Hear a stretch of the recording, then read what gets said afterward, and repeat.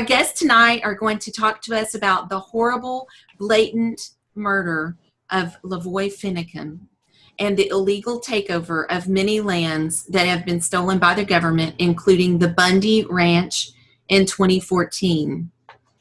We have with us Laz Esanaro, who is an advocate for the wrongfully convicted.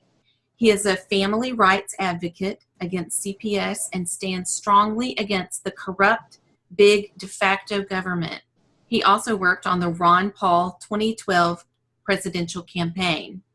Shauna Cox, who was a personal friend to the Bundy family and Lavoy Finicum, is a church-going patriot, the mother of 12 children, and a Tea Party member.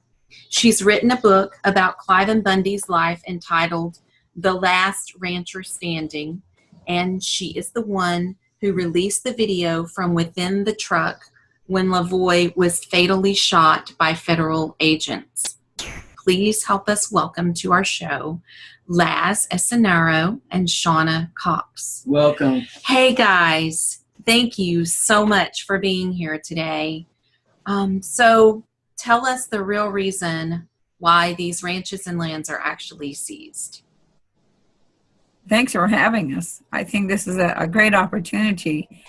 And Laz will tell you also, and back me up on this, that the reason they're going after these lands has nothing to do with cattle or ranchers. It has everything to do with the resources, the minerals under the ground, and political agenda, which is very, very revealing in itself as they try to lock up all of our lands. It's just that ranchers have a lot of land in the West, and it's mostly in the Western United States. And mining and ranching has been being done away with so that these politicians can usurp the power and our rights and our minerals for their own gain. And we're going to show you, as we have uncovered a can of worms through these different experiences in Nevada and in Oregon. And so it's not just face value as to what you see is happening, but what's really going on behind the curtain. Yes, yeah, that's what we want to hear more about. So in Nevada, I'll start with Nevada first. In Nevada, I was there with the Bundy family, and I actually slept on their couch for 2 months and answered the phone, ran the media and the militia from there, so that to help them through this time that I was absolutely blown away when we had people dressed in military garb, besides BLM, Park Service. I mean, all of these federal agencies are prowling around in unmarked vehicles and marked vehicles, and tasing. They tased Ammon. They threw Margaret down to the ground. They beat up Davy the first day for doing nothing but videotaping the cattle being taken off the land. They had snipers on the hill. I mean, tons of things. They set up a First Amendment area if anybody wanted to complain. It was far away from where it was happening. These were the atrocities that were happening that brought people running from across America. And we were very grateful that we had the Santilli show, who heard and saw what was happening, called in. I specifically had a number of conversations with him. He wanted to make sure that that what was going out was truthful, and he came running. And had it not been for his live streaming of the tasing of Ammon and seeing these absolutely horrible things, then that brought everybody running. And so America came to protect their rights, protect the Bundy's rights, and to save this family. And they've tried to turn it into a horrible situation that they were taking a stand against the federal government, and that we actually attacked agents, this is absolutely absurd. It wasn't true. I was there. I was in the wash with them. Most of us were unarmed. There were very few people that actually had weapons, but they did come to help protect because nobody had any idea that these federal agents were going to be standing behind vehicles with guns pointed at us. We were looking at barrels of guns and in fear of our lives. Wow. But we knew that we were in the right, and we didn't understand why they were so desperate, why they didn't leave like they had been told the night before. The night before, the whole operation had been called off politically. And we were told by the sheriff that morning that they were pulling out. So I was absolutely in shock to come around the corner and see these agents down behind their cars with their doors open, with guns pointing up the wash at us. We were in shock. I couldn't believe what we were watching. And then there became more and more as they descended upon us. They were stacking. Nobody was leaving. They were stacking, and we were just waiting. We're trying to wait them out. Anyway, and the government has turned this into, it took them 2 years to find anything to charge us with. Wow. They had to come out with a fake, documentary company. It's called Longbow Productions. It was federal, and it was undercover. And they tried to instigate all of these men to beat on their chest that we won and that the federal government didn't. And so they egged them on. And when they did that, there was, I would say Greg Burleson was the worst, but he did say some things. And the sad part about that was after he was arrested and they used his information to indict people, that he actually was discovered by his own attorney. He was ousted out as an undercover agent in 2012. Which was just just clear up to 2013, just prior to this. And he is an alcoholic. They knew that he was an alcoholic. They offered him these real hard drinks. We don't know how many he had before he actually gave this testimony. And when they used that to indict the rest of us. Now, the jury has found Greg Burleson guilty of most of the charges except conspiracy, because he didn't know the Bundys, never been there before. There was no charge of conspiracy that they're trying to charge us all with, some kind of that we're joining in a conspiracy, which is so far-fetched. And they did find him guilty, the jury did, and they have sentenced him to 68 years in prison and a $1.5 million fine. Now, I'm sorry to say this, but he didn't deserve that, even though he said a lot of crazy things, but he didn't do any of it. He just said stuff.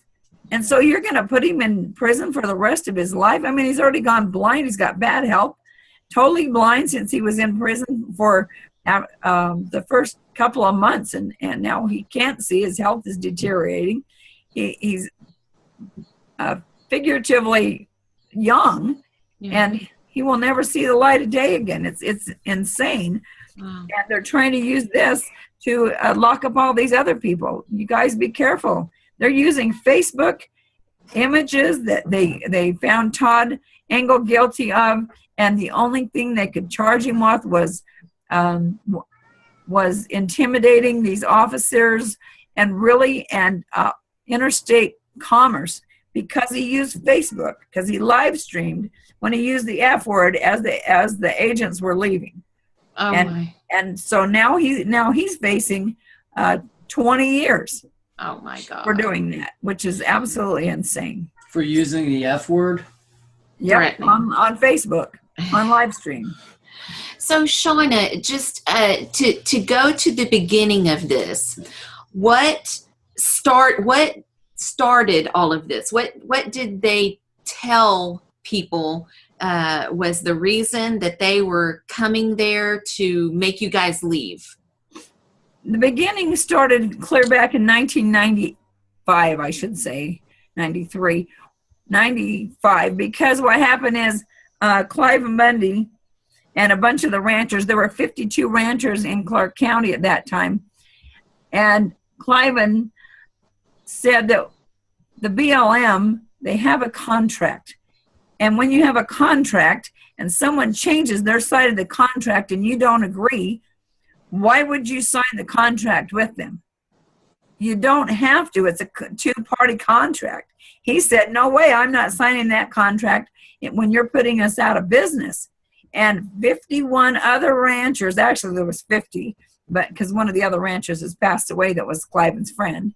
But 50 other ranchers went ahead and signed it, and every one of them are out of business. And it's because the BLM totally managed them out of business by only allowing a certain number of cattle. So they scaled them all the way back to like 150 head, where they couldn't make any profit, they couldn't survive, and they used such crazy things like it was because of the tortoise, the desert tortoise, and all that was a lie. They proved it later, but it didn't matter because they had already taken them out of business. So they make willing sellers out of these ranchers so they can take their land. Mm-hmm. They can buy it for pennies on the dollar, and most of them just gave up because they couldn't make a living, and so why would their kids take over it? So they got forced out. So why did the government want the land? The land is really important because if you'll notice on any map, you can look up on the resources that all the minerals, the major part of minerals in the United States are in the western 11 states. And that's why they want to usurp all this land. And there's uranium and gold and all kinds of minerals that are under this land, and they want to take it. And you'll see how they've changed the laws so the federal government can have it. Now they don't want you on the surface rights. They don't want you anyplace because they're actually, Harry Reid sold that part of the land in the Gold Butte area, his son Rory, because they knew what the resources were there, and they sold it to ENN, a China corporation, for pennies on the dollar. And then this episode of not being able to get Cliven off the land, for him to fight against them, it was devastating to Harry because he couldn't perform his part of his contract with ENN. And so that contract got dropped, and he's been fighting ever since. That's why he called us all domestic terrorists. He was really upset about this whole deal. Wow. Laz has a lot of information on that. I was just going to say, Laz, how do you fit into this? I might as well just say, but back when I saw them in the Bunkerville, Nevada, I honestly thought they were just a bunch of kooks. To be honest. Well, thanks a lot. I apologize.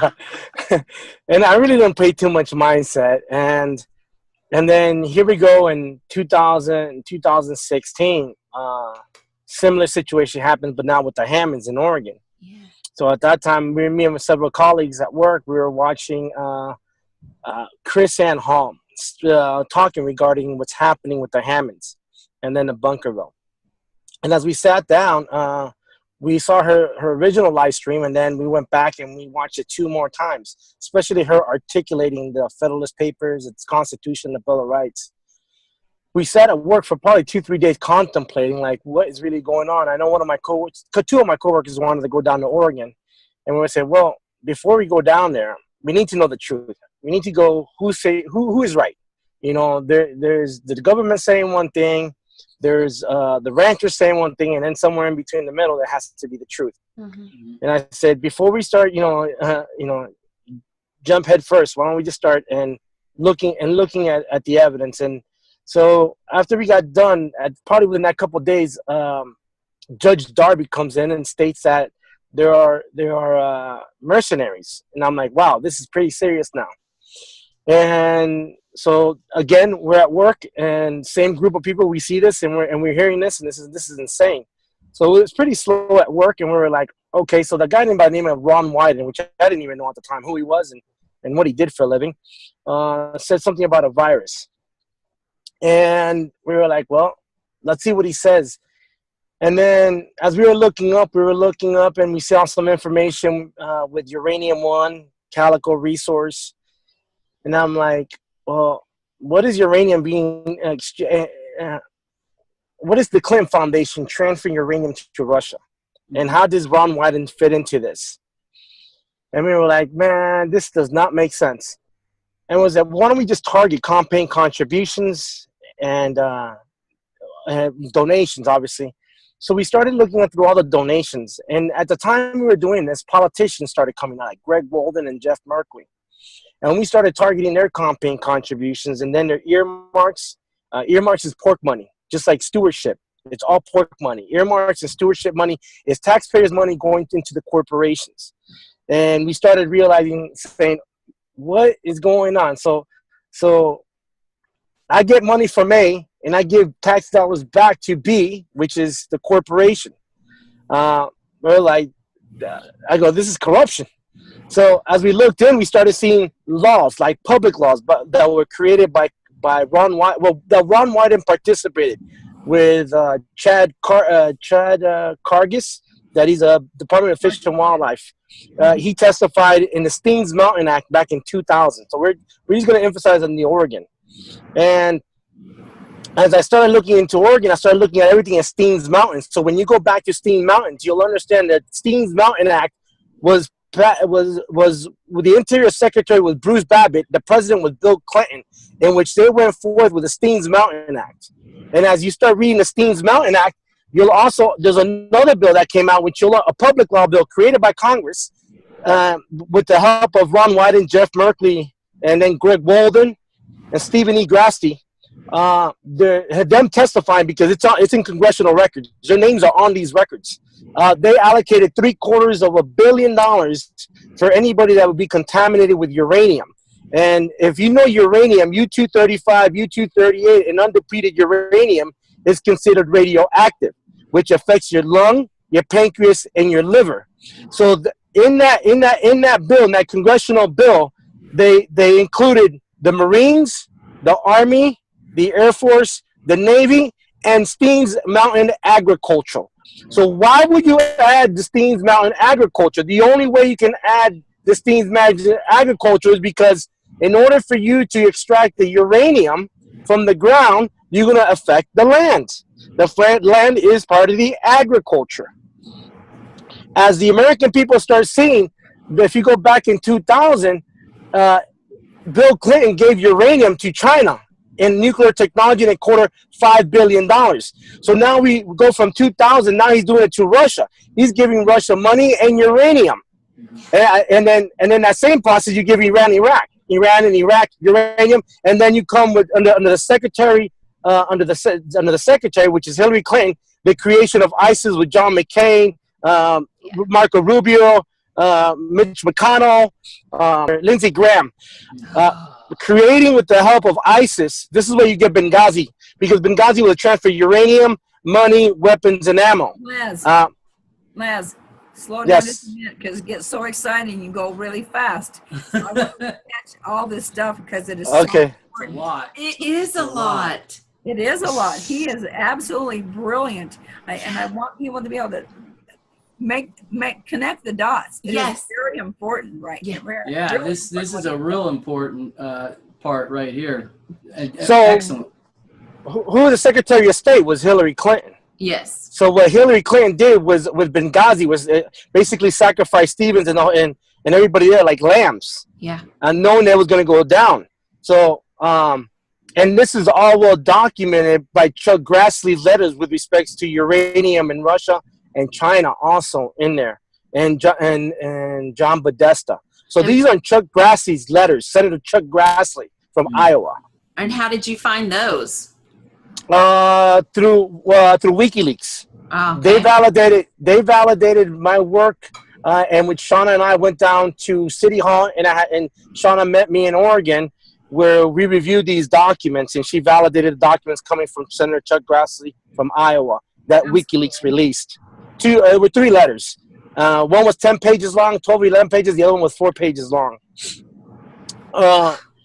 So now we have the Clinton Foundation giving uranium all to our enemies while we sacrifice our military overseas. Yep. So when they want to go to war, well, first of all, every American person needs to ask themselves, why are we going to war with the people that our corrupt politicians in Washington, D.C. gave uranium to? What do you think are the effects of uranium? The same effects of uranium is the same thing as it being affected with the veterans of almost similar with Agent Orange, which provides cancer. So the Air Force dropped Agent Orange not just on the Vietnamese, but also on the Army and on the Marines, in which when they came back, they're still being affected today. So when they allocated $750 million through the public law with respect to the uranium, there was a reason behind that for the illnesses that are going to be that they foresaw that was going to happen. So that money's still there. The problem is how many of the veterans understand that the money is there and how to go about getting that money for their health services. So when we put that back, the same politicians, I started reading a Senate Bill 1113 and another bill called House Resolution 4402 from Oregon, all going back to the Steens Mountain, which is Steens. Well, it was Mount here included in their Vale. The geography is Oregon's big, but the geography kind of gets confusing. But in there, they had the Mount here and they had Vale, and right there is where they had all the uranium. And it says in Senate Bill 1113, the critical minerals are going to China. House Bill 4402, the House resolution bill, is going to Russia. So you see, we're giving our minerals to two foreign corporations, while these individuals, through their hedge funds, like Bent Solution LLC, in which Cliff Bentz, his brother Andy Bentz, a former sheriff, is involved. You got Calico Resource, they all invest in these hedge funds, and also which Calico Resource joined with Barrick Gold Inc. from Nevada, which George Soros has ties to Calico Resource and Barrick Gold Inc.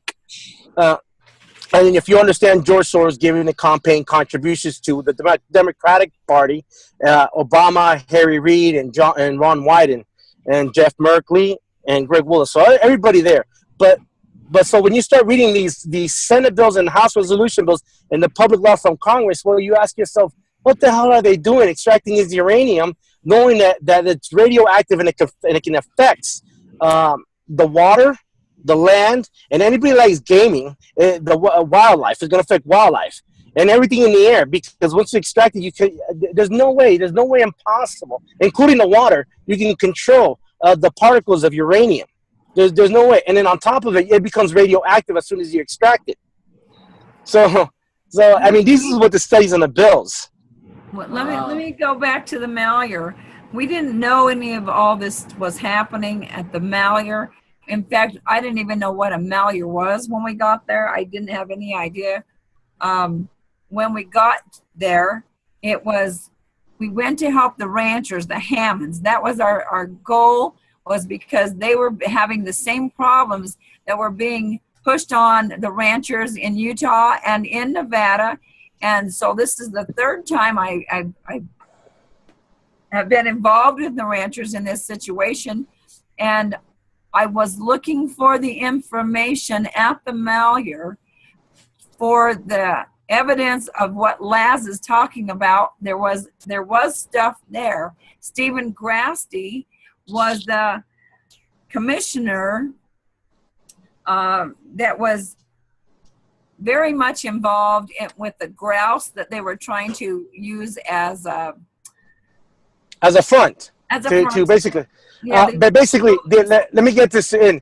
The Endangered Species Act, in which is run by Karen Suckling and the Center of Biological Diversity, he's in bed with Harry Reid, Rory Reid, Jeff Merkley, Ron Wyden, Greg Walden, Earl Blumenauer. So he's in bed. He's in bed with all these politicians in Nevada and Oregon and the other states because. we came to find out that it was Judge Ann Aiken that had very much involvement in the malheur. She's the one that prosecuted the Hammonds. She's the one that actually indicted us from the malheur. It's her sons that are part of the Friends of the Malheur that were out there protesting against us and raising money because we were there. It was when you start digging, you're linked into many judges and politicians and governors, and Laz has put this whole thing together. We did know that they're Let me touch on this, Shauna. Bill Clinton. So we got to understand the 2000 Steens Mountain Act. So everything just doesn't happen for a reason. Bill Clinton appointed Anna Akins as a judge and Anna J. Brown as a judge. But you'll notice all these people like Ron Wyden, Jeff Merkley, Greg Walden, Earl Blumenauer, Anna Akins, Anna J. Brown, Stacy Beckerman, Sally Amanda Marshall, they all come from the Lewis and Clark Law School. And if you understand the Lewis and Clark Law School, you'll understand that they're about the environmentalist. And who does Bill Clinton have in his pocket? Karen Suckling, to the Center of Biological Diversity, with our tax dollars going after the ranchers like the Hammonds. So this is why they targeted the Hammonds, because Steens Mountain, where the Hammonds property is at, was already sold to Uranium One, which is to Russia. And this is why Bill Clinton is so adamant or so involved in the Steens Mountain, but everything that's happening right now is as we speak. Wow. So when they came after us, we had no idea, as we were headed to the meeting in John Day, Oregon. Now, the meeting in John Day, I wasn't supposed to be there. Neither was Victoria Sharp. We just got in at the very last minute into that vehicle. They had no idea we were in there. And it had come down from Valerie Jarrett to Governor Brown to shut this virus down. And that's why they had taken the FBI and they had that kill zone. Us not knowing that, we had no clue, because we were just going to help the ranchers there in John Day. They had asked us to come.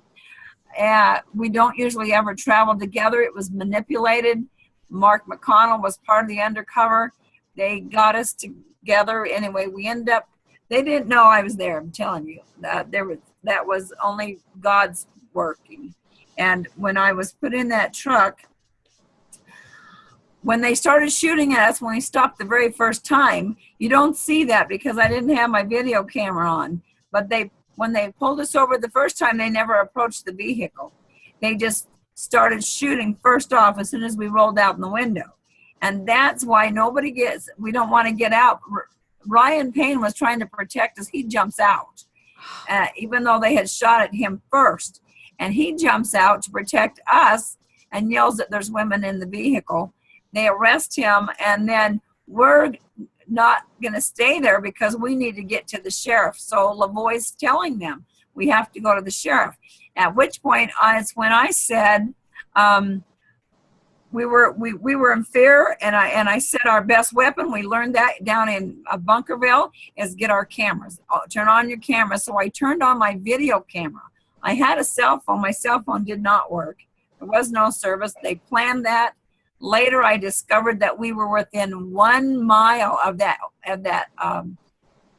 Grant County borderline. I didn't know that till a year later. But when I asked Lavoie how far we had to go, he said 54 miles. I almost had a heart attack. Yeah, who are you? Who are you? Who are you?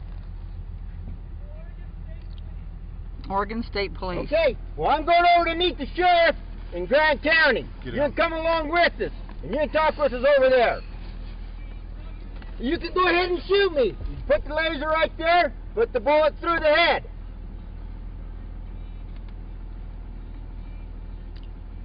Okay, boys, this is going to get real. You want my blood on your hands? Get it done, because we got people to see and places to go. No, I don't. You need to back off. You need to back off. Where in the heck is Ammon? You shouldn't have ever stopped. Did Ammon? You're wasting oxygen, son. Where they got a... What? Oh, did they have Ryan? Did they arrest him? I don't know what they Shouldn't did. have got out. He shouldn't have got out.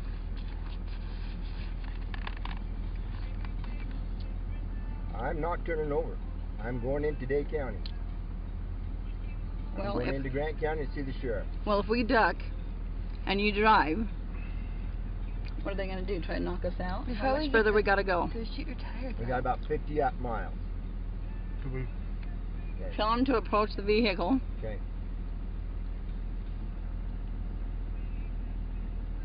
And Ryan's talking to him, right? Okay. Is he talking to him? I can't tell. I can't even see him except the guy behind the door that's got his gun on us.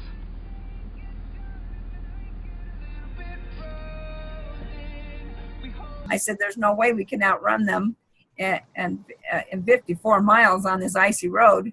And so they deliberately had this thing planned. And then we find out that they didn't want us to get to what they call the UN free zone. A UN free zone was because the sheriff in Grant County was a constitutional sheriff, and the government or the politicians declared it a UN free zone. They didn't want us there. And that's why they did what they did and killed Lavoie. They had intention to kill everybody in the truck. There was no doubt in our mind. And my video proves that.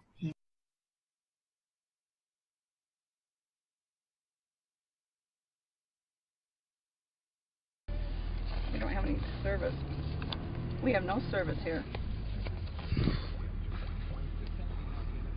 Start calling people. They did it because there's no service here. I Yeah, know they it. got it. They know it. There's no service here at We all. should never have stopped. We should Yeah. never have stopped. I'm going to keep going. Then we have to duck. I know. What are they going to do with Ryan? Okay. If we take We off, need what to are they get gonna do? Ryan Shoot- back. Shoot your tires out? Well, Most likely. okay, Ryan Hammond. Where's Why did they pull you We'll go over? get help. There's no service here. Just because. Okay, you ready? Well, where's those where's the They got guns? him stopped. We can't get around him. I'm going to go. You guys ready? Okay, get Follow down. me. Then you duck Get down. down. Give me that Up camera. and- Okay, give me this camera. Go. Got it. Are they shooting? Got it.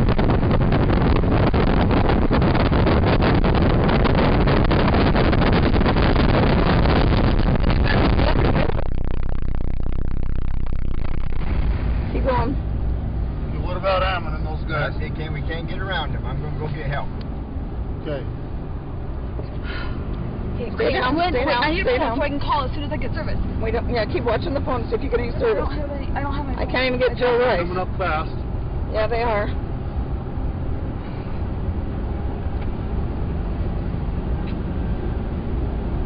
Okay, I don't know about numbers. Well, I got numbers, but I can't call because we have no service.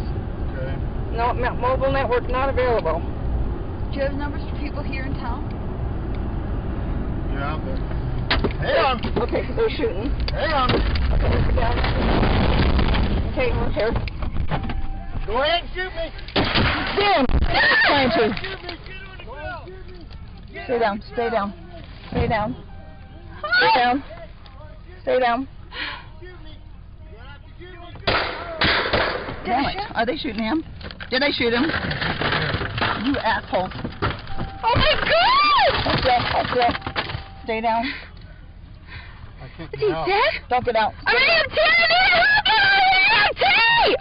Stop it. No! Are you hit? No, I'm an EMT! No, hold on. Hold on. Don't do anything. They're shooting. Don't do anything. The door's shut. Where the hell is Lavoie? Is he on the Are they shooting? I can't see. Shut up. Stay down, Ryan. Oh God! Ryan, stay Let me down. out. Stay down. Oh, shit. I think they just Keep down. killed the boy. Did they kill him? I think they did, and they're shooting over here on this door. I got hit too. Okay, hold you- still. where did I you don't get know. It didn't. Hold still, hold It's still. not Ryan, bleeding. where did you get Hold hit? still. I'm not bleeding. Okay, don't shoot Where us. did you get hit, Ryan? I'm okay. It's on Okay, the I'm shoulder. gonna take some. It's okay. I'm taking some Keep down. Oh, shit. Well, I don't dare get out of the car. How are we supposed to get out of the car? Did they tell us to get out of the car? No, I can't hear anything.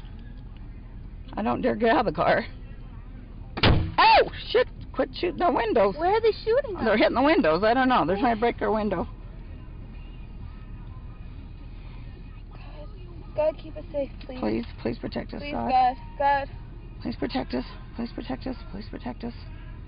We need help. We need help. We need help. Did they kill him? They killed No, him. I can see a laser coming in. They killed. Oh my God, they killed him. Okay. So where's the rest of everyone? Are you okay? Oh, yeah, I can see lasers going by. Where did you get hit? I'm okay. He's got lasers. got a laser. Keep your head down. I can see the laser. If you see a laser, keep it away. There's laser on your knee. Stop! I don't dare get out because they'll shoot me. I know. Okay. I don't like hunkering down here either. Me either, but I don't know what to do because I don't know. they keep shooting lasers at us. Get too stinking lax. Think things are just all dandy and fine. We got too damn lax. Yeah. Damn, why do they keep shooting? They're Why trying to take my head off. Is what they're trying to I do. know, but all of us? Stop! Stop! Stop! Please! Stop! Yes. Ah! That's ridiculous. Because you're stupid. Are you going to kill all of us? Keep us safe. Father, please. Protect. Those are gas rounds. Yeah, they are. They're good up your nose, but... Do we get out? Do we get out? No, don't get up. I can't breathe. I can't breathe. Okay.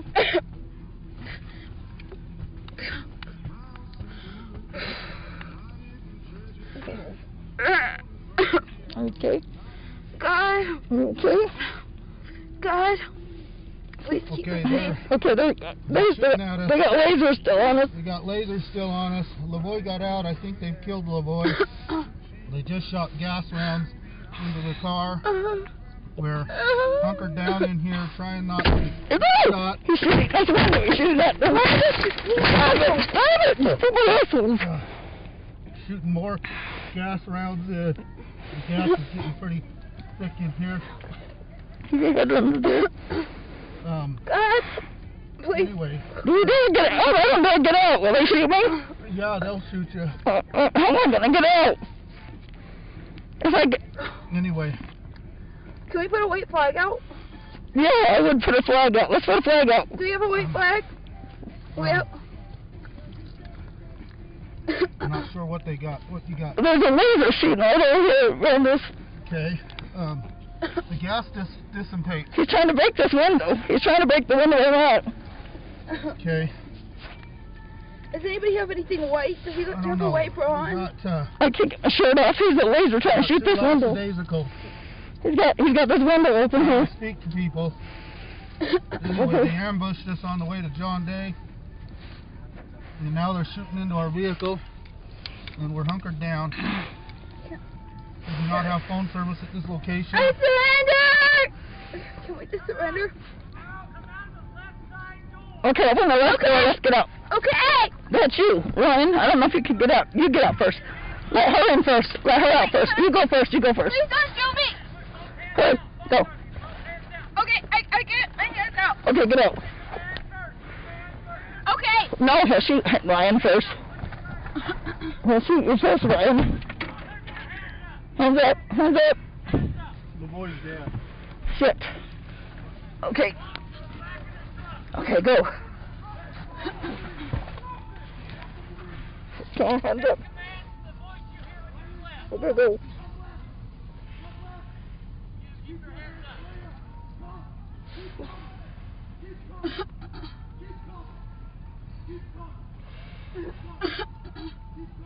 Let him shoot you. Hold still. He said Okay. wait, I can't go yet. Okay.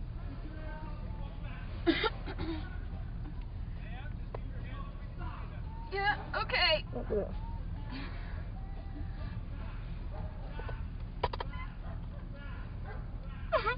Okay, hold on, son. Hold on, sis. Hang on. Dad. Oh, no, I'm sorry. Okay. Okay, I still got my camera on for a minute. Okay, you ready? It's just that I don't have it. I've not even seen the video. The police department took it. They released it into the public, and my personal opinion is that the Oregon State Police had discovered that they were set up by the FBI, and because they're the ones that did the shooting, but it was instigated by the FBI and infiltrated because FBI had no jurisdiction over the roads that the Oregon State Police did. And so they used the Oregon State Police to do that. Let me interject this. This is why it's so crucial for the FBI to get involved was for the simple fact that if you go back to the WikiLeaks letters, and I'm going to break this down into two subjects here. One is James Comey's brother tied to the Clinton Foundation, but two, Robert Mueller going to Russia to give them samples of highly enriched uranium. This is why the FBI had to get involved. This is why there's several letters, communications between James Comey, Loretta Lynch, Barack Hussein Obama, to Kate Brown and Ron Wyden, including Stephen E. Grassi, in which was well documented. The hard copies Shauna Cox has, it's all in PDF files and stored in different locations. But there's a communication going on for 5 days, and 2 or 3 letters that we have between Barack Hussein Obama, Loretta Lynch, and James Comey going to Kate Brown. And then phone logs going from Ron Wyden to Stephen E. Grassi to David Ward, the sheriff, and Kate Brown, and Greg Walden, the representative. So I knew for a fact that they're already being set up for assassination, just on the letterhead, the way the first 3 sentences basically spelled out. I gave also the copies to Jeanette Finnegan for the wrongful termination, which is why what is specifically why the FBI had to get involved. James Comey, remember, because the Clinton Foundation, Russia, Barack Hussein Obama giving the uranium one from Canada going to Russia, and then God knows where. Well, we already know where it went. The uranium through Benghazi, and then that same uranium was used by ISIS to overthrow Assad. Remember, if everybody recalls, that they used a dirty bomb that was uranium. If you go back to the WikiLeaks, what is Robert Mueller, the one that's right now appointed to conduct an investigation on the Clinton Foundation, but turned around and now is investigating Donald Trump financial records? What is he doing, flying to Russia to give samples of highly enriched uranium to Russia? Wow. Have you talked to the mainstream media about this, and what has anybody contacted you? And this is like mind-blowing information. Sounds dangerous to me. Have you felt some of the heat? Well, one thing is I never disclose my location. That's number one. The only time I do is when I go and I get a hold of Shauna Cox and I say, Shauna Cox, let's meet here. For the most part, it's one of the reasons why I distance myself from the Patriot movement, because I believe that some people within the Patriot movement were already trying to set me up. So I had even people that you think they're your friends. Obviously, the FBI gets any type of criminal with a criminal record, and they plant them there, and they have infiltrated both sides of the movement. So what I mean, what do you call it? Infiltrating both sides of the movement. I mean, literally infiltrated both sides of this movement. So as long as you continue infighting, you're going to do 2 things: prevent the good people that participate in this movement to expose the truth, or to and scare them off. Basically, it's what's going on, and silence them. Now, so I said there's 2 parts. So that first part is a communication with Robert Mueller giving highly enriched uranium to Russia, and then the other part was the letterheads that were going between Kate Brown, Barack Hussein Obama, Loretta Lynch, and James Comey. This is well known by Congress. Congress, matter of fact, have brought this up. But what I ask everybody is, why hasn't Trey Gowdy or Chuck Grassley, even in his letters, have gotten the sergeant of arms and arrested Hillary Clinton, Loretta Lynch, James Comey, Robert Mueller, who else? Ron Wyden, Greg Walden, Jeff Merkley, Harry Reid, Rory Reid. Neil Crones, which is a principal deputy of the BLM. And we're going to go how this all happened, because it has to go to the top.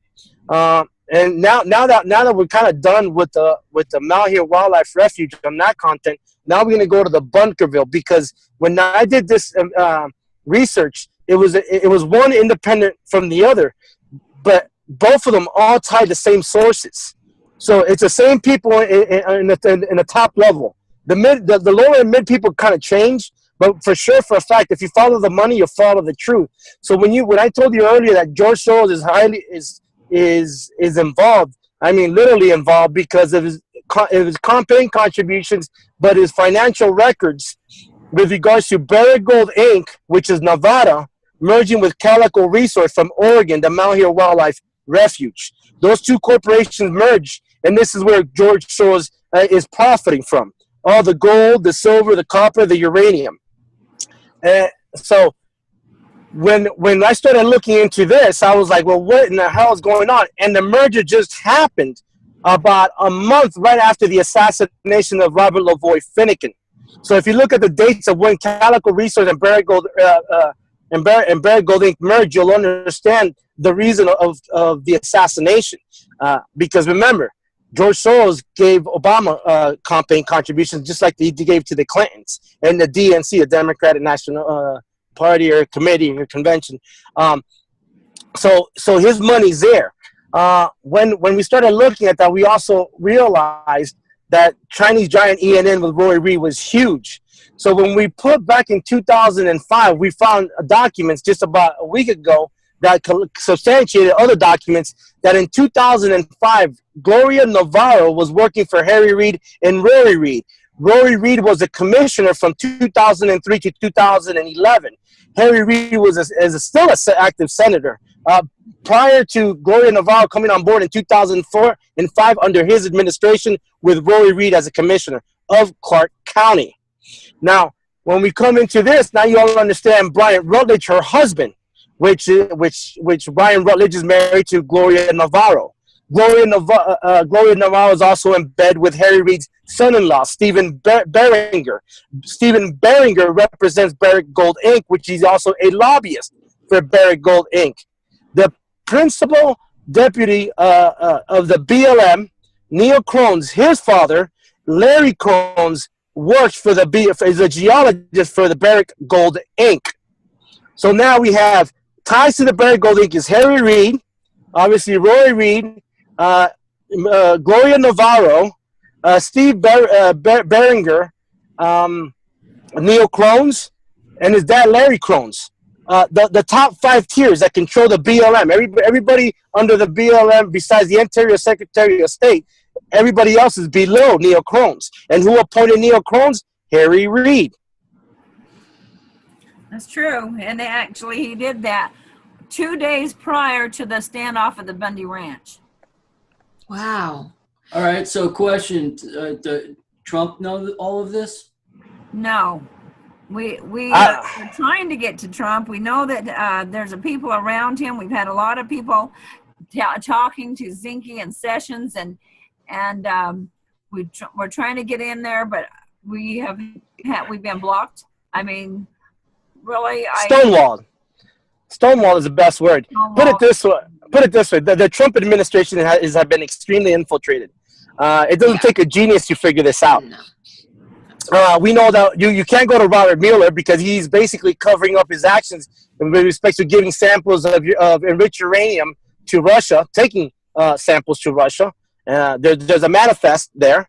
Also, James Comey and his brother tied to the Clinton Foundation.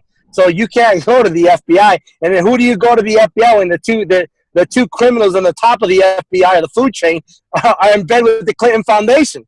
Then you go to Chuck Grassley and you see Chuck Grassley's letter. Well, Chuck Grassley, what are you doing? How come the Sergeant of Arms hasn't arrested any of these criminals? And then when you go to Trey Growdy, well, you know all this with Benghazi and the uranium.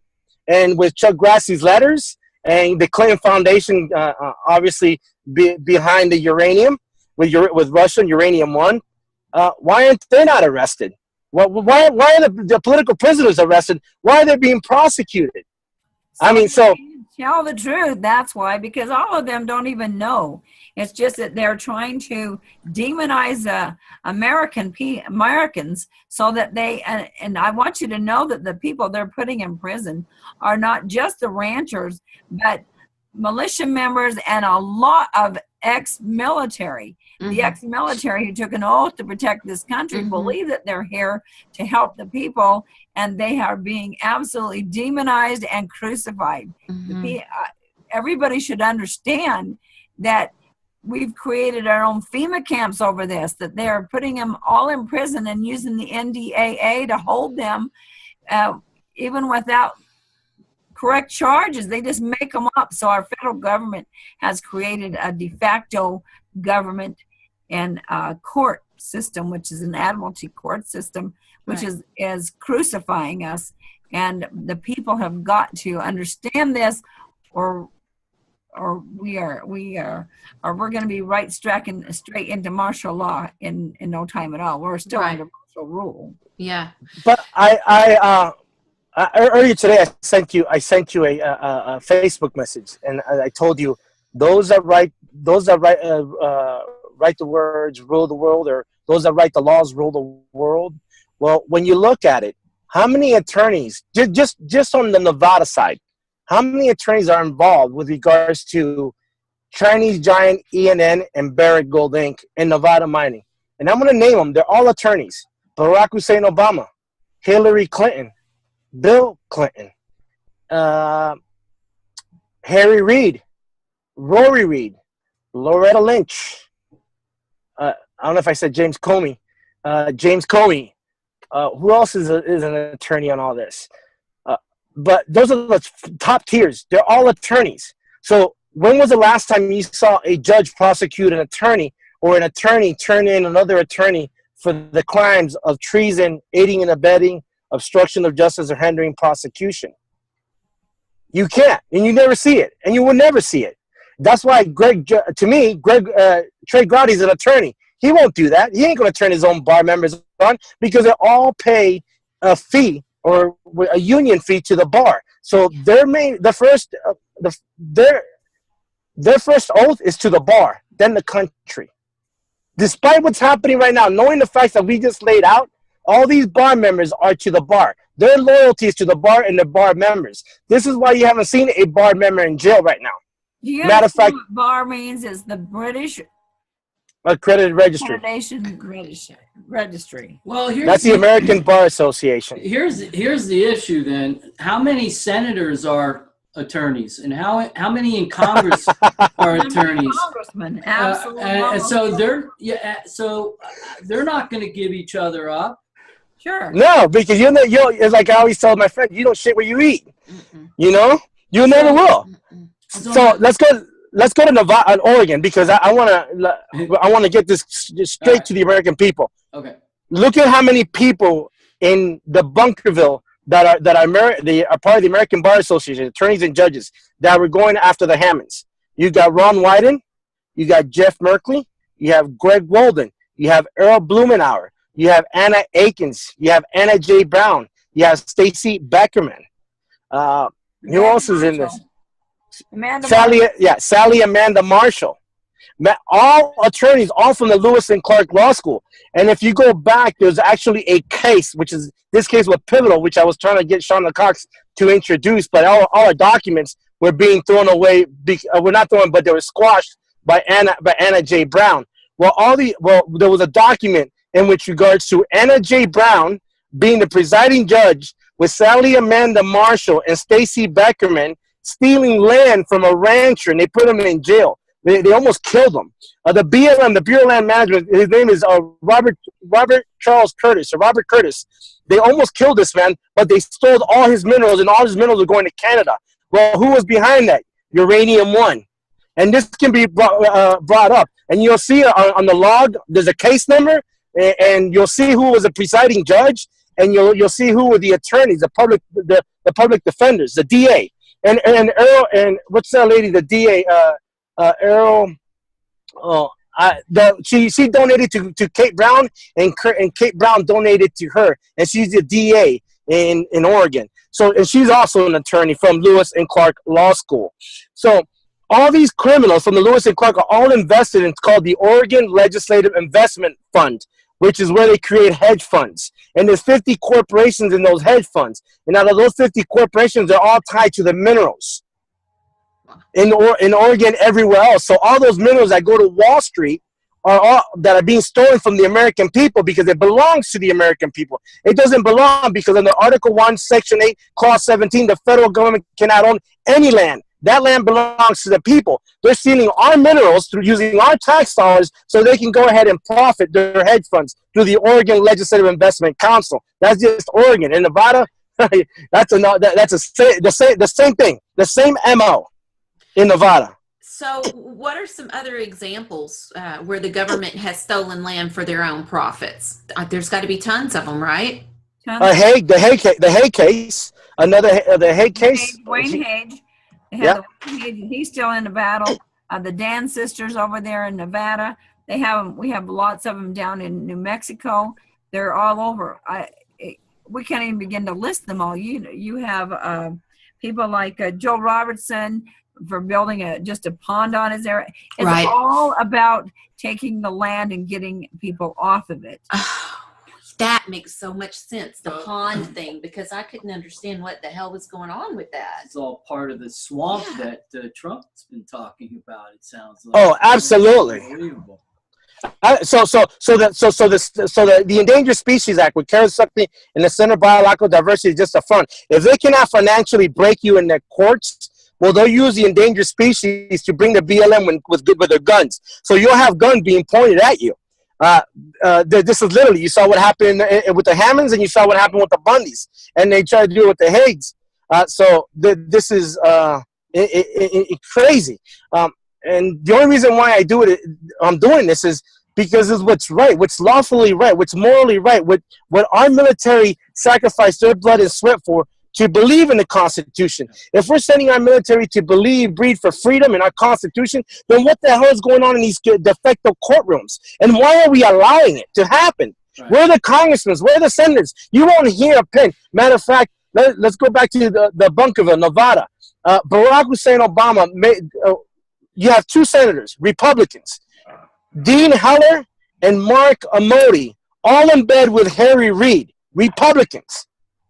One's a senator and one's a state representative, in bed with Harry Reid, and went ahead and was participating in the Gold Mute National Monument, where Bunkerville's at, where the Bundy's at. So in order to get the Bundy's at, well, what did Barack Hussein Obama did in his last days of office? They made the Gold Mute National Monument. And they did that because Harry Reid couldn't just go in and take it over. He tried again to get them to go back after they had arrested all the Bundys, and they were going to go back and take over the cattle and take the ranch. But during this trial, they also have a forfeiture clause. If anybody is found guilty in any of this trial of the 26 people that are arrested there, then they can actually go in and take the ranch and everything that Cliven owns, which is a crime all by itself. So the first trial comes up and we have a mistrial, and that was on the 6 men that were on the bridge, supposedly, that had weapons, that had never even been there. They were never even there for hardly 24 hours. They didn't know the Bundys didn't know them. We were under the wash. We didn't even know they were there, and the jury couldn't figure out what to do. So they were going to acquit them, and then they marked them, but because the Judge Navarro kept messing around with their instructions, the jury asked the judge twice during deliberation to explain the conspiracy that they were supposed to be being charged with. They marked them all not guilty, and then they came back and marked through it because they were so confused. And people don't understand what jury nullification is. If you don't understand it, that means if they haven't proved reasonable doubt, they should always acquit, and they didn't do it. So now we did a retrial. They accepted the charges on the 2, that they found some guilt on that I told you about, Todd Engel and Greg Burleson. But now they're trying the other 4 again for the second time. They just rested today after having 0 witnesses. They had no defense. There's a court at the prosecutors have been prosecuting them for 17 days, and then suddenly we don't have any defense. They ignored all of our witnesses. They proffered them out. The prosecution said, let us proffer all the witnesses first. Now, how is that fair? So all the witnesses that were supposed to be for defense, and I'm going to tell you, Dennis Michael Lynch, David Knighton from the Alex Jones Show, Shannon Bushman, all these people who were there and took video and were participants in this were not allowed to testify. There was no evidence being able to be brought. The only way they could testify was that Eric Parker was the only defendant that tried to testify. On Thursday, he was disallowed. After 10 minutes, they tried to kick him off the bench, off the seat, because they said that he started talking about things that they had put into motions of limine that weren't allowed to be talked about. They couldn't talk about the First Amendment area. They couldn't talk about the tasing. They couldn't talk about Margaret being thrown down. They couldn't say why they came there.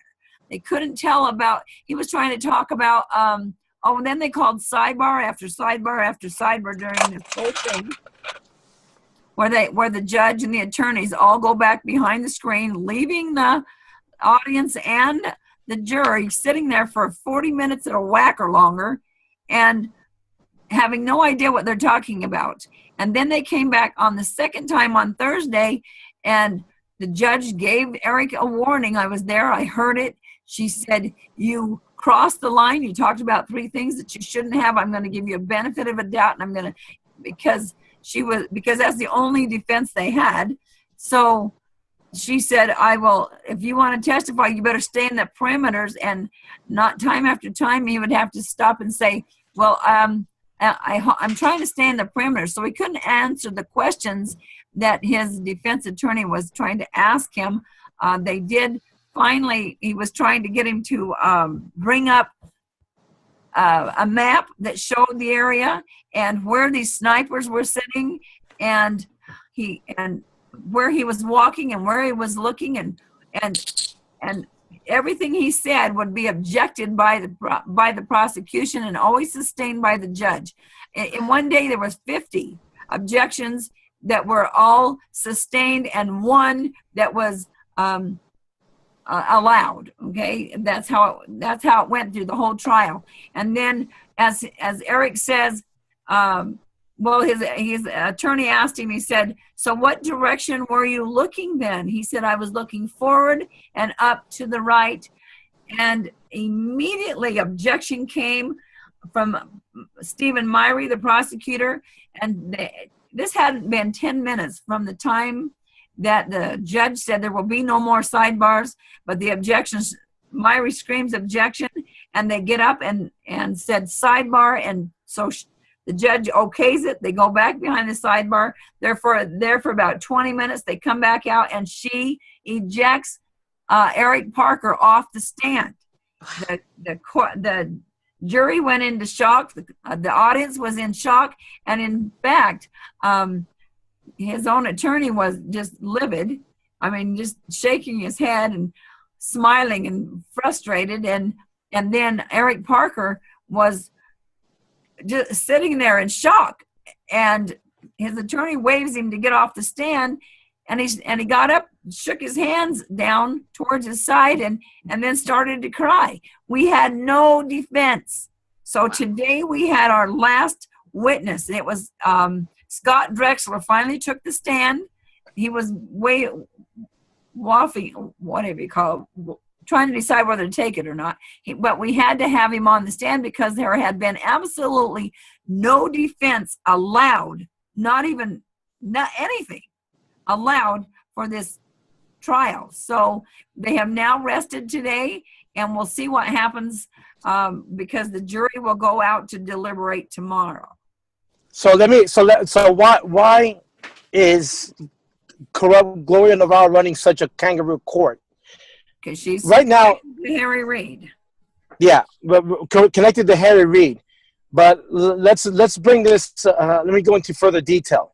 There's actually a case right now in which Harry Reid's son-in-law, Stephen Beringer, Barringer, Beringer, is actually representing Barrick Gold Inc. against the United States. Robert Jones, the former Chief Justice, is going to move that case to Gloria Navarro. And who's in Gloria Navarro in bed with? Barrick Gold Inc. and Stephen E. Grassi. I mean, not Stephen. Barrick Gold Inc. Harry Reid, Rory Reid. So whatever happens with this case, the other case, the Barrick Gold Inc. versus the United States, will move forward in the jurisdiction of Gloria Navarro. This has to be known, and the American people need to understand that. There's a case right now that's active, that it's current right now, that whatever happens to this, depending on the direction of the ruling or the jurors, if they go in favor of the de facto government, you'll see that case move forward. That Barrick Gold Inc. versus the United States in the jurisdiction of Gloria Navarro. Now that people know, they might just move that from Gloria Navarro's hands and send it to another judge. But Steve Beringer, Harry Reid's son-in-law, is presiding over that, has that case.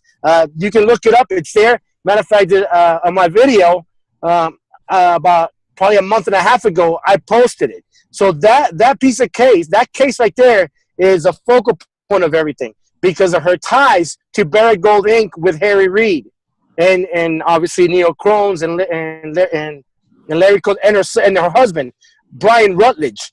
Now, Shauna Cox, do you want to explain to how Gloria Navarro, she should have recused herself, but did not recuse herself with regards to having her husband being a subpoena by the defense? We had actually gathered all of the witnesses that we were going to have. We had to turn them in. They asked the attorneys to turn in all their witnesses ahead of time before the first trial, and which we did. Partway through the trial, about halfway through, they finally got our list together and turned in. Let's see, I think we turned it in on Tuesday night. By Wednesday afternoon at 10 to 5, there was a screaming Mimi came out of that courtroom as the judge discovered that her husband, Brian Rutledge, was on that list. And she had summoned all of the attorneys for show cause hearing on Friday morning at 8. Well, the problem is we had to stay. Well, I think that was Thursday night because it had to be the next morning because we stayed up through the night to pull this evidence together that showed how he was connected during Judge Navarro's time of being a judge for the county. She was working with Rory Reid. She was the attorney for the county. Her husband, Brian Rutledge, also worked with the county, and he was an attorney. When she put her resume in to Barack Obama to become the Supreme Court judge, the chief judge of the Nevada court, she in that resume it states that if any time that her and her husband have a conflict of interest over the people that they are trying, that she would recuse herself. Well, here's part of the problem. When the Bundy standoff, I don't want to call it the standoff because it was really a protest. When it was over, there was a number of us that went to the county sheriff in Clark County and filed complaints against the BLM and the Park Service and all those individuals that were pointing weapons at us. And we filed complaints, and nothing ever happened of it. Nothing ever happened with it. It was never addressed, and Brian Rutledge was over that sheriff's department.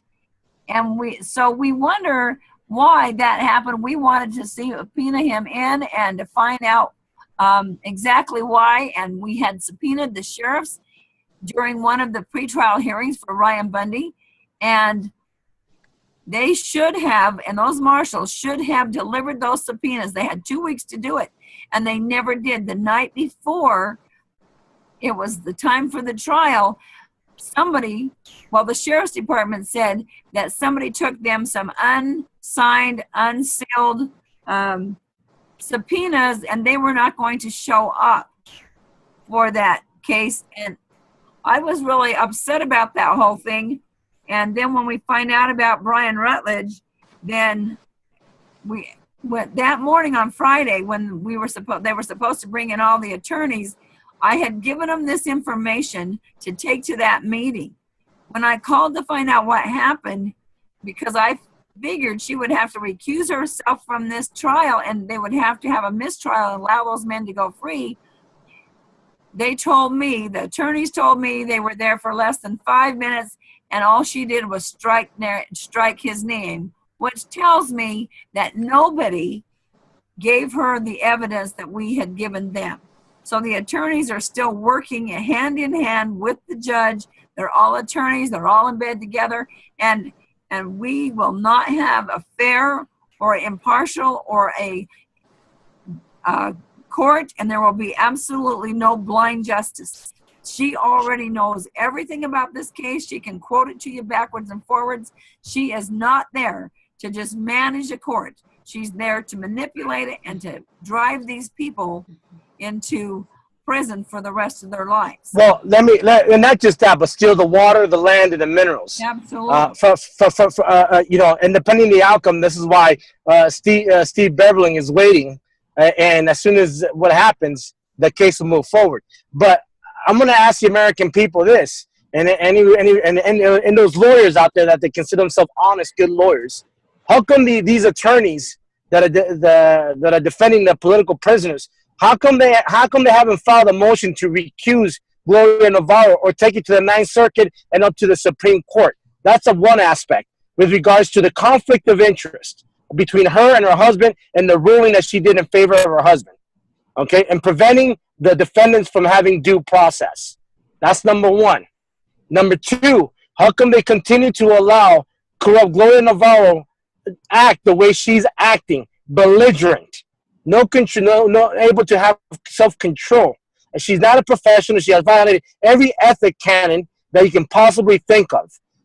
There's no due process in that courtroom. So why aren't the fighting motions? Number one, to have her removed, to have her impeached, to have her investigated by any of the public. I call them public pretenders. Why hasn't it? Because they're public pretenders. There's no due process. And you know, if you have a client that you're supposed to represent them at the expense of the taxpayers, then what the hell are they doing? The only thing I can think of is that they're in bed. They already been bought by Harry Reid or Rory Reid, and Gloria Navarro covering it up. Now the next question with respect to Gloria Navarro is Daniel P. Love. Daniel P. Love, all this of what happened at the Bunkerville back in 2014 is because of the false fabricated government report filed by Daniel P. Love. Daniel P. Love, his report was never allowed or admissible into the court, nor his testimony under subpoena was allowed to be brought into Gloria Navarro's de facto courtroom. Why is that? And if it didn't happen, then why did the public pretender subpoena Gloria Navarro? I mean, go ahead and file a motion to the Ninth Circuit Court of Appeals with respects to Daniel P. Love fabricated, forgery, fraud and forgery on a government form. All these charges should be dropped automatically, and it won't be dropped for the simple fact that who's the DA? I can't pronounce his name. Murray. He's in bed with Harry Reid.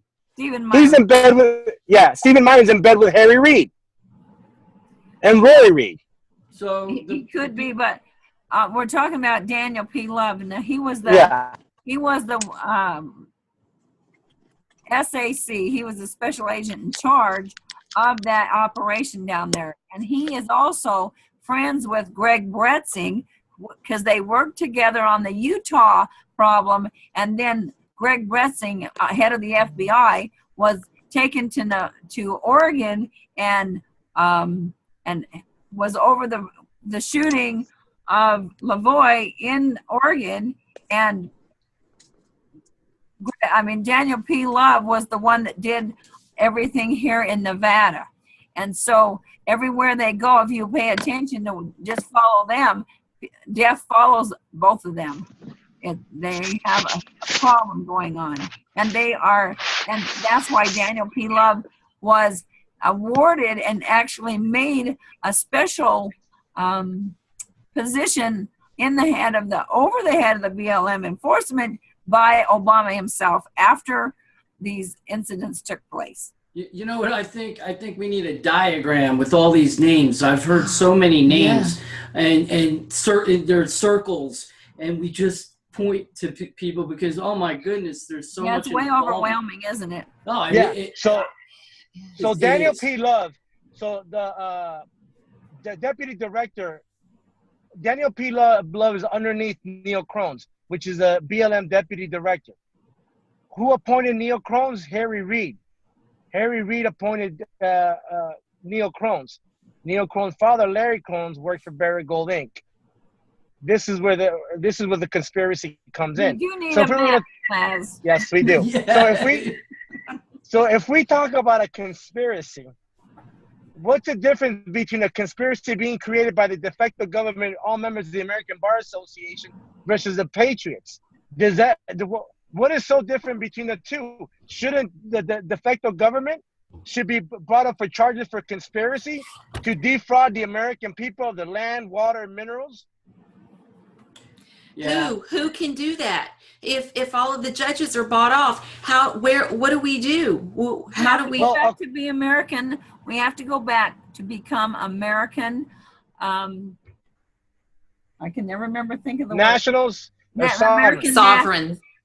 Yes. Well, we don't want to say sovereigns, but we want to say American nationals because we came from the land. We are the people of the land, and not part of their citizen, which is the slaves of the United States corporation, which they created. And we have to inform the people, and we have to let them see the atrocities that are happening here.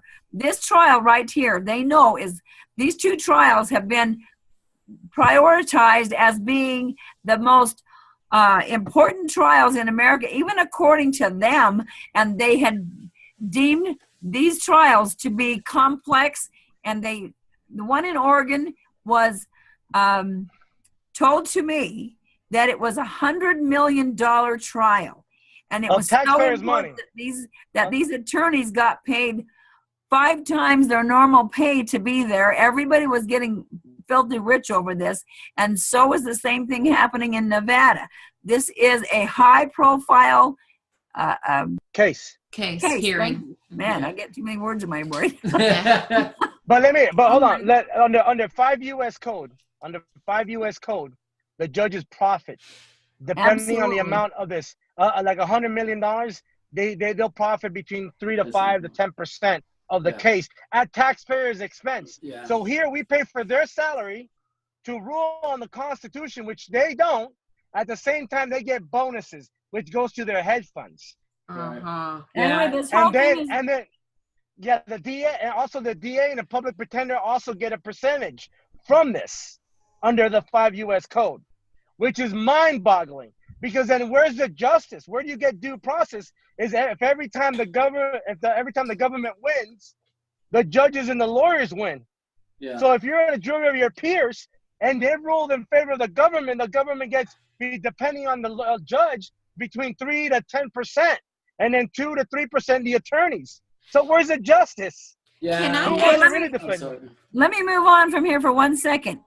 When this trial is over, because they've had a mistrial and now they just retried him again. We'll see what happens here. Then the next one will become the Bundys. It will be Cliven and Evan and Ryan Payne, and anyway, it will be the big trial. We cannot allow, the American people cannot allow this to lose. They need to support, they need to be there, they need to show up, because this determines whether America goes under martial law or not. This determines, because when Jeff Sessions comes to Nevada during the time that we are having this trial going on. He never even goes to the courthouse. He's next door, and he talks about immigration. And he is asked by the Las Vegas Review Journal if he what he thinks about the Bundy case, and he says that Stephen Myrie, the prosecuting attorney, is doing a good job. And then they asked him, well, whose side are you on? He said, I'm not taking any sides. Well, he already did. I'm telling you, by the afternoon that day, we saw a big, huge increase of unconstitutional, like they turned on the green light to allow them to do anything they wanted. There was no bars hold to anything they said, anything they did, from the prosecution to the judge, and they have been merciless to these people. I'm just telling you that that America doesn't understand the crossroads we have here, that either we win and it turns the people to straighten up this government, or if we lose, then we had better be ready to move into the city and be under martial law, because that's how it's going to end. Okay, so matter of fact, let me go ahead. No, I was just going to step in real quick and say I totally agree with you. I see what's going on with our country right now with our First Amendment. They're trying to snuff it on all the major Google and YouTube and Facebook and Twitter. Channels like mine are being suppressed. They're being censored because of what we're saying. So what you're saying is exactly right. But here's what's important, because I don't think people knew this about the Bundy case in the first place, was what really happened. What's the truth? It needs to get out what the truth is. It's not about an endangered species or a bunch of, rednecks that don't want to get off their land. No, it's way more than that. And people like you need to get that. And if you want to use our venue to get that message out, that's fine. But it needs to go out. And I think I wrote a book. Okay. People should get the book. It's called The Last Rancher Standing. They can get it on Amazon, but they really need to get that book, because it gives you the basis of what happened. It's not about cows, and it talks about that. Yeah. Okay. Go ahead. I just wanted to ask if anybody has filed any civil lawsuits in this case at all. We have, but we don't. We're so wrapped up in this other that we're trying to defend ourselves that it's hard to do these. And I've already dropped a couple because I haven't had time to spend on them. Yeah. So, and that's detrimental to us. But there's just not enough hours in the day to do all these things. Yeah. Good, Les.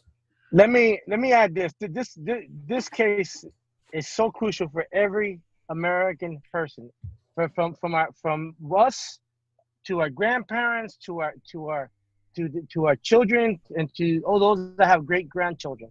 And I'm gonna tell you why. There's a reason why our founding fathers gave us the Bill of Rights and wrote the Fourth Amendment, property. If the de facto government wins, we no longer have rights to our property. Mm-hmm. That means they can come at will anytime, any day, and take and seize your property without warrant, without any due process. Mm-hmm. This is how serious we're talking about. Meaning, if you own a vehicle and you're traveling today, and you get pulled over by a cop, they can seize your vehicle automatically. Right. No different than if they wanted to go get your land because they like it, they can take your land and your minerals and everything else in there, around it, and on it. This is why this is so important. It's not just about the Bundys, it's about us collectively, because once they ruled on this case has eternity, because they will use this case to the day we die, and our grandchildren will die. They'll continue to preside on this case. This case will be on everybody's. If the government wins, it will always be in favor of the government for years to come. And the only way to overturn that is by the Declaration of Independence and exercising our First and Second Amendment rights. It's what going to end up coming down to. Because the day this becomes Cuba and Russia, and the government decides to start willfully taking people's property without any due process, well, there's consequences behind that. It's a civil war, guys. Absolutely. No, I see what's going on. I believe that the next year ahead of us is going to be extremely important. about what the people do, what they decide to do, and what they decide they're going to take. And that's why we're helping getting the message out, the truth out. And that's why they're suppressing us. And we thank you. We thank you. We thank you. Yeah, that's right. I've not ever seen such strong patriots as you guys. Yeah, so we'll just keep on plugging this message out, and what you guys are, wow, the knowledge that you just, my head's going to explode, actually. Well, let me tell you something, and we both feel this. We know that it's the Lord's work. We're doing what we can. We feel very empowered. I feel very protected. I know that Laz does too. We can't stop until it's finished, and that we have a responsibility. I know that I have a responsibility to continue to do this for all of us. It's not mine, it's the Lord's, and we are grateful because we feel very protected, and we feel like we're being guided, and that's how we feel the same that's way. why we do too. Yeah, we definitely feel guided in doing what we're doing, and I think that the timing. I mean, I think this is the time. Absolutely. Yeah, but exactly, and to the people out there wondering why Trump has not been able to either somehow in some capacity get a hold of us. I mean, the only one right now that I can see is Roger Stone's. But even with Roger Stone, his administration is so infiltrated, so bad, from congressmen to senators to state representatives. As I mentioned to you, Dean Heller, a Republican, Mark Amoti, a Republican, Mitch McConnell, a Republican, Marco Rubio, a Republican, John McCain, a Republican. He's so infiltrated. That House and the Senate is so infiltrated. We the people, he needs our help. We gotta gut that. I mean, we gotta extract this cancer, because that's what they are, cancers, including Lindsey Graham. They're all cancers in destroying our country. So one way, shape, or form, as Americans, we need to rise. Trump can't do this alone. Don't expect Trump to do this by himself. He needs our asses off that couch, away from that TV, and start marching. Absolutely. With respect to the Antifa and all these left and right wing radicals, we're being played because of George Soros. Yeah. Yes. George Soros has his hand in the cookie bar with Barrick Gold Inc., extracting all our minerals in our land. Yeah. Why do you think the ACLU has not stepped in with respect to Gloria Navarro's conduct, or Anna J. Brown's conduct, or Anna Aiken's conduct? Because who donates to the ACLU? George Soros. Yeah. Who controls the Ninth Circuit Court of Appeals? George Soros. Who controls Media Matters? George Soros. Yeah. So until we start getting all these corrupt politicians and these traitors within our country and start putting them behind bars for what they are, then we have no leg to stand on, but looking to ourselves in the mirror and say, it's our fault for allowing it. This is why Trump needs us. We can't let people like Soros divide this country, and that's exactly what they're trying to do. They're trying to start a race war and divide us in that way, in every way. You know what's funny? You said that? There's the NDA Act. You know who was behind the NDA Act? George Soros with Barack Hussein Obama. If you look back, almost back in 2012, you'll see George Soros behind that NDA with Barack Hussein Obama. Yeah. So George Soros has, and the one who well articulated this was Glenn Beck at the time before he went rogue. Glenn Beck had a chalkboard and he demonstrated that. He showed everybody from Media Matters to George Soros to the ACLU to the NDA Act and Barack Hussein Obama. This was well orchestrated. Glenn Beck was able to articulate this, but somebody somehow shut him up. I have my insight on that one. We'll find out later. Well, yeah. So, lads, the next time you guys come on, lads, we need to have you on with a whiteboard. No doubt. Like whiteboarding this stuff. Yeah, there man. you go. It helps. Chalkboard works. And it better be a big whiteboard, like the whole wall. I wouldn't mind doing it in that office. So yeah, I mean, but I'll find you a different one. which means that we want you guys back on again. So obviously, because there's so much to talk about. So when is this the verdict for this trial or whatnot? Well, we won't know. They'll start deliberating tomorrow, so it will be in the next couple of few days. Okay. Is it possible for the jury to come back and say there was no trial because only one side presented evidence and then throw it out? Absolutely, that would be jury nullification. They have a right to do that, but the judge controls them. Here's what the judge says to them, and they have this down pat. They say, you will not look at any outside sources, and you will follow the law as I interpret it to you. That's what they tell them, and they make them take an oath to that. Wow. That's very controlling. Yeah. And so these poor people are innocent people who really don't know and don't understand jury nullification that says we don't have to listen to you because what the judge is telling them is that they are not allowed to read the Constitution. They're not allowed to talk about the Constitution. The Constitution cannot be in that courtroom, and that's verbatim what the judge says, because guess what? Only the judge can interpret the Constitution. We are all too dumb to read it. Yeah. Wow. Okay? Yep. Because that's pretty pathetic. It is very so we're not even allowed to carry the Constitution in the courtroom. Now, this last trial, because we complained about that, they did allow a couple people to bring the Constitution in the courtroom in their shirt pocket. But only this time. Now, none of the other times, and in the other 3 trials were they allowed to do that. Wow. So this whole thing is a railroad job. It's terrible. Anyway, we appreciate you having us on, and let's keep going, guys, because we got a lot to do. We got a long way to go, but I see the wind beginning to blow the other direction, and we've got to keep the push. Yeah. Well, once again, thank you guys for coming on. I really appreciate it, and your bravery and your tenacity. God bless you. God bless you God both bless you also, too. and keep you safe. Okay, guys. Y'all have a good evening. We'll be in touch. Thank you. It brought everybody running. And so America came to protect their rights, protect the Bundy's rights, and to save this family. And they've tried to turn it into a horrible situation that they were taking a stand against the federal government and that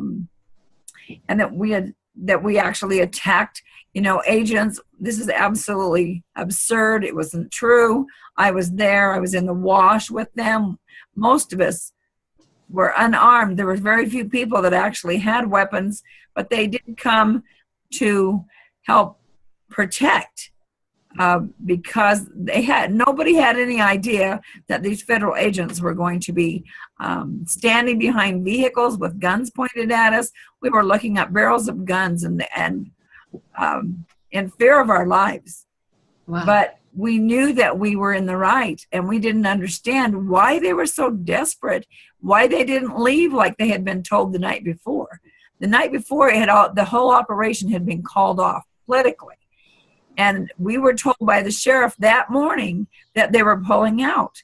So I was absolutely in shock to come around the corner and see these agents down behind their cars with their doors open, with guns pointing up the wash at us. We were in shock. I couldn't believe what we were watching. And then there became more and more as they descended upon us. They were stacking.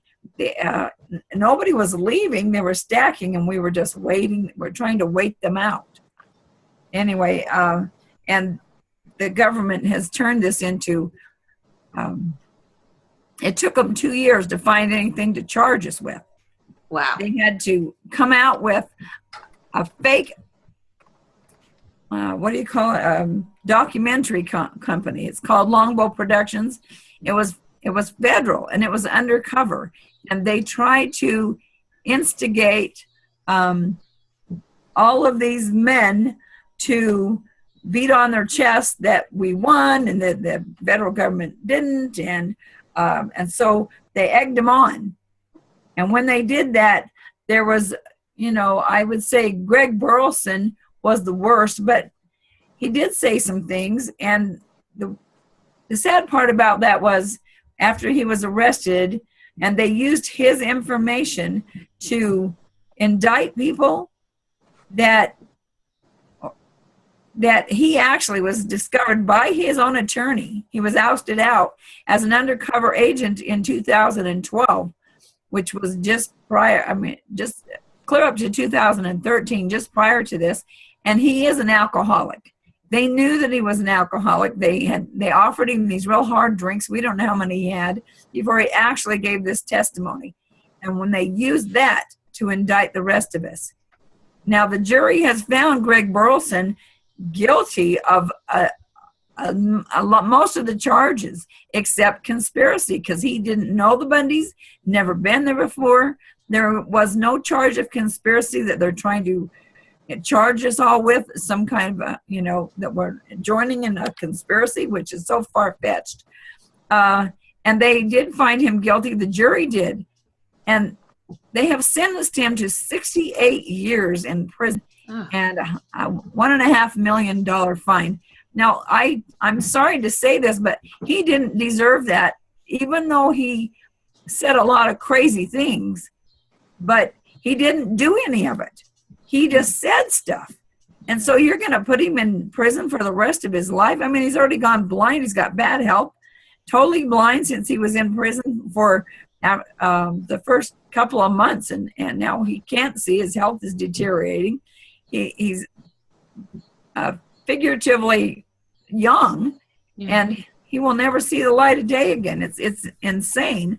Wow. And they're trying to use this to lock up all these other people. You guys be careful. They're using Facebook images that they found Todd Engel guilty of, and the only thing they could charge him with was intimidating these officers and interstate commerce, because he used Facebook, because he live streamed when he used the F word, being done away with, so that these politicians can usurp the power and our rights and our minerals for their own gain. And we're going to show you, as we have uncovered a can of worms through these different experiences in Nevada and in Oregon. And so it's not just face value as to what you see is happening, but what's really going on behind the curtain. Yes. Yeah. That's what we want to hear more about. So in Nevada, I'll start with Nevada first. In Nevada, I was there with the Bundy family, and I actually slept on their couch for 2 months and answered the phone, ran the media and the militia from there, so that to help them through this time that I was absolutely blown away when we had people dressed in military garb, besides BLM, Park Service. I mean, all of these federal agencies are prowling around in unmarked vehicles and marked vehicles, and tasing. They tased Ammon. They threw Margaret down to the ground. They beat up Davy the first day for doing nothing but videotaping the cattle being taken off the land. They had snipers on the hill. I mean, tons of things. They set up a First Amendment area if anybody wanted to complain. It was far away from where it was happening. These were the atrocities that were happening that brought people running from across America. And we were very grateful that we had the Santilli show, who heard and saw what was happening, called in. I specifically had a number of conversations with him. He wanted to make sure that that what was going out was truthful, and he came running. And had it not been for his live streaming of the tasing of Ammon and seeing these absolutely horrible things, then that